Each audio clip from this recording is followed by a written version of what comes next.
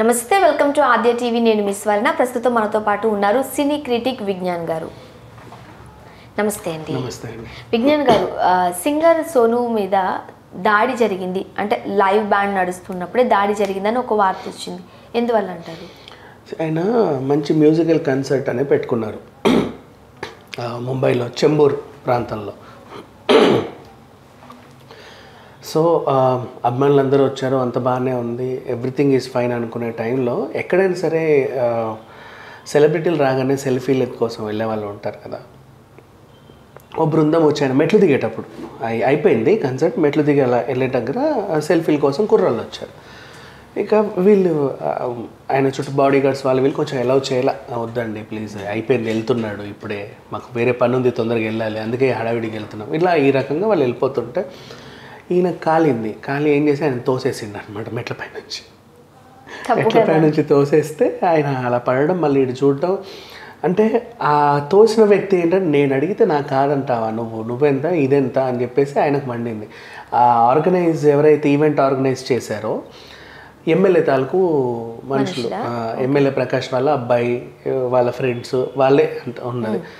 మా ఈవెంట్కి వచ్చి మేము సెల్ఫీలు అడిగితే ఇవ్వకుండా పోతావా నువ్వు, అసలు ఏంటి నీ ధైర్యం ఏంటి అని చెప్పేసి ఆ విధంగా వాళ్ళకు కోపం వచ్చింది. ఇది కొంచెం గొడవ జరిగింది, మీరు వీడియోలు చూస్తే అర్థమైపోతుంది మెట్లపై నుంచి. సరే ఏదేమైనప్పటికీ కూడా నువ్వు ఈవెంట్కి పిలిచినప్పుడు ఫస్ట్ కాన్సర్ట్ స్టార్ట్ అవ్వకముందు ఒక టైం ఇవ్వాలి.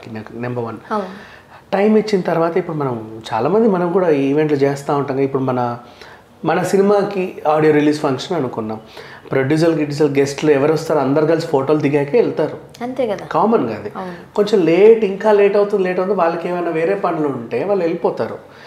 కొంతమంది మెడిసిన్స్ మీద ఉంటారు, ఇంకొంతమంది ఇంకో రకంగా ఉంటారు. ఇప్పుడు ఆయన సింగర్, రోజుకి ఆయనకి ఏవో కొన్ని ఉంటాయి కదా, గొంతు కాపాడుకున్న టైంకి ఏవో డైట్ తీసుకోవాలన్నా, మళ్ళీ ఆ రోజు రాత్రి పడుకొని తెల్లారులేసి మళ్ళీ గొంతు పొంగురిపోతే ఎవడి వాళ్ళకు ఉంటాయి, మెయింటెనెన్స్ వాళ్ళకు ఉంటాయి, వాళ్ళ టైమింగ్స్ వాళ్ళకు ఉంటాయి. మీరు ముందే ఒక టైం అనేది చెబితే వాళ్ళు దానికి తగ్గట్టే ప్లాన్ చేసుకుంటారు. అలా కాకుండా వచ్చాడు కదా అని చెప్పేసి ఏదో పెళ్లి ఈవెంట్ లాగా ఎంతసేపు అయినా పర్లేదు అన్నట్టుగా పాడించి అప్పటికి వీళ్ళ రిక్వెస్ట్ మీద ఆయన కూడా ఓపిక్గానే ఉన్నాడు. ఇక కన్సర్ట్కి వచ్చాను, ఇంత సొమ్ము తీసుకుంటున్నాను కాబట్టి ఈవెంట్ బాగానే జరగాలి.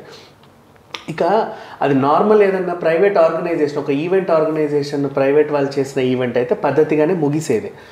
ఈ ఎమ్మెల్యేకి అనుచరులకి వాళ్ళ అబ్బాయిలకి సంబంధం ఉండేసరికి ఇది మా ఏరియా, మేము చెప్పినట్టే ఇక్కడంతా ఆడేది. వాళ్ళ ఫ్రెండ్స్ అడుగుతారు, అయిపోయిన తర్వాత సోనిగా కూర్చొని మనం పార్టీ చేసుకుందాం, మా సెల్ఫీలు తీసుకుందాం, మన రూమ్లో కూర్చోబెట్టి 4 పాటలు పాడించుకుందాం అంటే ఎవరి పిచ్చి వాళ్ళకు ఉంటుంది కదా. మన ఈవెంట్ ఇది మనది అన్నట్లుగా ఏదో ఆ ఎమ్మెల్యే కొడుకు పెళ్లిలాగా. సో ఆ రకంగా అనేసరికి వీళ్ళు కూడా మనం ఎంత చెప్తే అంతా మాట ఇచ్చి ఉండొచ్చు, తీరా అక్కడికి వచ్చేసరికి ఉల్టా జరిగింది, వాడికి పరుగు పోయినట్టు అనిపిస్తుంది కదా. ఆ కోపం అంతా ఈయన మీద తీర్చుకోవడం ఎందుకు? ఈయనేం చేశాడు, ఆయన సెలబ్రిటీని పిలిచావో టైం పద్ధతి పాడుగా జరిగింది, మెట్ల మీదకి వెళ్తాడు, పడితే ఏంటి పరిస్థితి అంటే అంత కోపమా? సేమ్ రీసెంట్ ఇదే విజయ్ సేతుపతికి అయింది మొన్న, కోర్టు వరకు వచ్చింది వ్యవహారం. అఫ్కోర్స్ కోర్టు ఇద్దరిని అన్నా కూడా అక్కడ కూడా ఎయిర్పోర్ట్లో వాడు సెల్ఫీ కోసం రావడం, వీళ్ళు నెట్టేసరికి దూరం నుంచి వచ్చి తోసేశాడు ఆయన్ని. అంటే వాళ్ళకి అంత ఆవేశం ఎందుకో. సరే అదైనా ఒక ప్రయాణికుడు వాడు ఆవేశం అనుకుందాం, ఇక్కడ ఇది ఉద్దేశపూర్వకంగా జరిగింది. వాళ్ళ ఈగో అంతా హర్ట్ అయిపోయింది, వీళ్ళకి ఏం చేయాలో అర్థం కావట్లా. ఆ ఎమ్మెల్యే ఏం చెప్తున్నాడంటే ఏ రోజు దాడి చేశారంటండి అని ఎమ్మెల్యే చెప్పి చేతులు దులుపుకున్నాడు. వీళ్ళ వర్గం ఏంటంటే లేదు, ఎమ్మెల్యే కొడుకుని మేము చూసాము, వాళ్ళ ఫ్రెండ్సే మమ్మల్ని తోసేసాడు మేము చూసామని చెప్తున్నారంట. అట్లా కేసు పెట్టారు వీళ్ళు. రైట్. జనరల్గా సెలబ్రిటీస్కి ఇవి తప్పు, బట్ నాకు తెలిసి సెలబ్రిటీస్ అందరూ పబ్లిక్లో ఉంటారు కాబట్టి కొంచెం జాగ్రత్తగా సమయం పాటించాలని అనుకుంటారు. రైట్. ఒకవేళ నిజంగా లోపల కోపం ఉన్నా బయటకు కనపడినెవరు, అయినా ఇలాంటి సీన్లు ఎక్కడో చోట రిపీట్ అవుతూనే ఉంటాయి. అంటే ఇప్పుడు ఆ ఈవెంట్కి వచ్చిన నార్మల్ ప్రేక్షకులు అంటే వాళ్ళు పద్ధతిగానే ఉంటారు.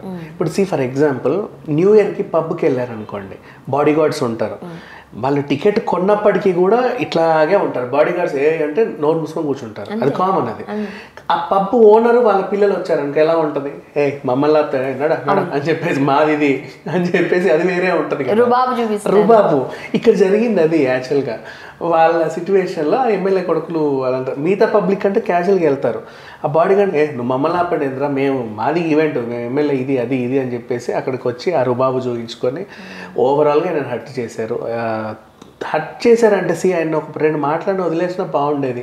ఇంకోసారి నిన్ను పిలవను ఈవెంట్కి, ముంబైలో ఇంకో ఏ ఈవెంట్ ఎలా చేస్తావో మేము చూస్తాం, ఇలా వాళ్ళని వదిలేస్తే అయిపోతుంది. సరే పోరా పో అనుకుని వెళ్ళిపోతారు. మనం తోయడం ఎందుకు మెట్ల పై నుంచి? తోయద్దు కదా, సెలబ్రిటీ మీద అలా చెయ్యి వేయడం కూడా. అవి కూడా ఇప్పుడు ఈవెంట్ మెట్లు అంటే ఇప్పుడు సరే ఆ కన్వెన్షన్ హాల్ అవన్నీ ఒక రకంగా ఇంటీరియర్ డెకరేషన్ కోసం డిఫరెంట్ షేప్లలో కట్టుకుంటారు, పద్ధతిగా ఉండవు. ఏ మూలకు పడ్డా ఏది దాకినా ఏది గుచ్చుకున్నా సరే మళ్ళీ అదే ఉంటాయి వాళ్ళకి. సో నాట్ ఓన్లీ ఇక్కడైనే కాదు, ఇప్పుడు షాప్ ఓపెనింగ్లకు కూడా వీళ్ళు వెళ్తున్నప్పుడు కూడా అమ్మాయిలు వెళ్తారు షాప్ ఓపెనింగ్లకి. ఇప్పుడు ఆ షాపులు కూడా ఎలా ఉంటాయి, మొత్తం క్రౌడెడ్ ఏరియాలో ఉంటాయి చీరల షాపులు, ఫుల్ క్రౌడెడ్. ఆ స్ట్రీట్ మీద కూడా 100 షాపులు ఉంటాయి, వాళ్ళని దాటుకొని వీళ్ళు వెళ్ళాలి. పార్కింగ్ కూడా సరిగ్గా ఉండదు. ఎవడో ఒకడు ఎక్కడ పడితే అక్కడ చేతులు వేస్తూ ఉంటారు, వాళ్ళు ఇబ్బందిగా ఫీల్ అవుతూ ఉంటారు. అది చాలా తప్పు యాక్చువల్గా చెప్పాలి అంటే. అండ్ ఎవరైతే ఆర్గనైజర్స్ ఉన్నారో వాళ్ళు ఫస్ట్ వీళ్ళకి ఒక సెక్యూరిటీ అనేది ఇవ్వాలి, ప్రొవైడ్ చేయాలి. మీ దగ్గరకు వస్తున్నారు కాబట్టి. ఇంకా చెప్పాలంటే మొన్న పద్ధతిగా నేను చెప్తున్నా, మన తెలుగు అబ్బాయి కిరా కార్పి చేపల పులుసుని మణికొండలో ఓపెన్ చేశాడు. చేసినప్పుడు జబర్దస్త్ ఆర్టిస్టులనే పిలిచి అందరు అక్కడ తింటున్నారు ఒక రకమైన ఇది. వాడి చుట్టుపక్కల ఒక 20-30 మందిని పెట్టాడు, ఎవరు దగ్గర. అండ్ మన వాళ్ళు కూడా ఎవరి దగ్గరికి వెళ్ళా వాళ్ళు ఇబ్బంది పెట్టలే, సెల్ఫీలను గిల్ఫీలను ఏమీ చాలా అంటే ఇక్కడే ఉంటారుగా మణికొండలే అందరూ పర్వాలేదు అన్నట్టుగా చూశారు. ఇప్పుడు ఈయన సోనిగా కూడా ఇక్కడే మనతో పాటే ఉంటారు కదా, ఏరో రకంగా వెళ్ళి వాళ్ళ ఇంటికి వెళ్ళి కలవచ్చు అనే ఇది లేదు వాళ్ళకి. మా ఈవెంట్ ఇస్తున్నాం, మరి వాడు చచ్చినట్టు రావాలి, వాడికి పే చేయట్లేదా, ఓ సెల్ఫీ అడిగితే ఇంటిదా అని చెప్పేసి నువ్వు కాంట్రాక్ట్లు ఇచ్చావు వాడికి. మా ఎమ్మెల్యే కొడుకులు అందరికీ సెల్ఫీలు ఇవ్వాలి, వాళ్ళతో కూర్చొని పార్టీ చేసుకోవాలి, లంచ్ ఇక్కడే, డిన్నర్ ఇక్కడే అని నువ్వేమన్నా ఇస్తే వాడి దాని తగ్గట్టు లేదండి నాకు పలానా ఏదేదో పని ఉంది, నేను ఈ టైం వరకు ఉంటాను వాడు చెప్పుకుంటాడు. అవేం జరగకుండా ఇక్కడ కూడా సిచ్యువేషన్లో ఆయన కూడా టైం ఒక 3 గంటలు టైం అంటే 3 గంటలు ఇచ్చి వెళ్తారు. వాళ్ళకి తర్వాత పనున్నా పని లేకుండా కొంతమంది కూడా ఓవర్ యాక్షన్ చేస్తారు ఈ విషయంలో. ఇప్పుడు ఇటు వీళ్ళదే తప్పని మనం మాట్లాడినా కూడా కొంచెం సోను నిగం వైపు కూడా తవ్వి చూస్తే ఇవాళ రేపు సెలబ్రిటీలు కూడా ఏం చేస్తున్నారంటే ఒక టైం ఇచ్చారనుకోండి, లేదండి 11 తర్వాత 1 నిమిషం కూడా ఉండదు, మాకు చాలా బిజీ అంటారు. ఆ రాత్రి ఏం పెద్ద పీకే పనులు ఉంటాయి నాకు అర్థం కాదు, వెళ్ళి తాగో తినో పడుకోవడమేగా. కానీ అక్కడ చేసే ఆ ఓవర్ బిల్డప్ ఏదైతే ఉంటుందో వీళ్ళకి కూడా కొంతమందికి నచ్చదు. మేబీ ఇప్పుడు 2 చేతులు కలిస్తేనే చప్పట్లు. వాడు కూడా ఉద్దేశపూర్వకంగా తోసాడని మనం అనలేము, లేకపోతే ఈయన ఏం అనకుండా ఇలాగే ఉంటే వాడు వచ్చి ఇలా తోసిపోయాడని కూడా మనం అనలేము. వీళ్ళు కూడా 2 మాటలు అనే ఉంటారు.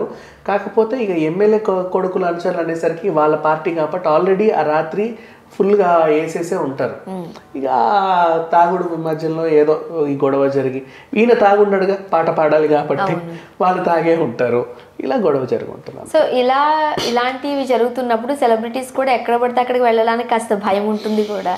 భయం అంటే ఇప్పుడు ఆ కాన్సర్ట్కి ఒక 10 మంది ఆర్టిస్టులు వస్తే వీళ్ళు కలిసి వస్తారు, కలిసి వెళ్తారు. ఇక్కడ సింగర్ సోను నిగం కాన్సర్ట్ ఇది, ఆయనే రావాలి, ఆయన బలగమే, ఆయన కోసం ఏర్పాటు చేసిన ప్రత్యేక కార్యక్రమం. మనకు కూడా అప్పుడప్పుడు హోర్డింగ్లు వేస్తారు ఒక సింగర్ వస్తున్నాడు అని. కాకపోతే ఆయనతో పాటు ఇంక 2-3 ఇరికిస్తారు ఆర్టిస్టులని మన వాళ్ళు. బట్ అక్కడ ఏంటో మరి అలా జరిగింది, పడ్డారు అందరూ, అది జరిగింది. Thank you so much.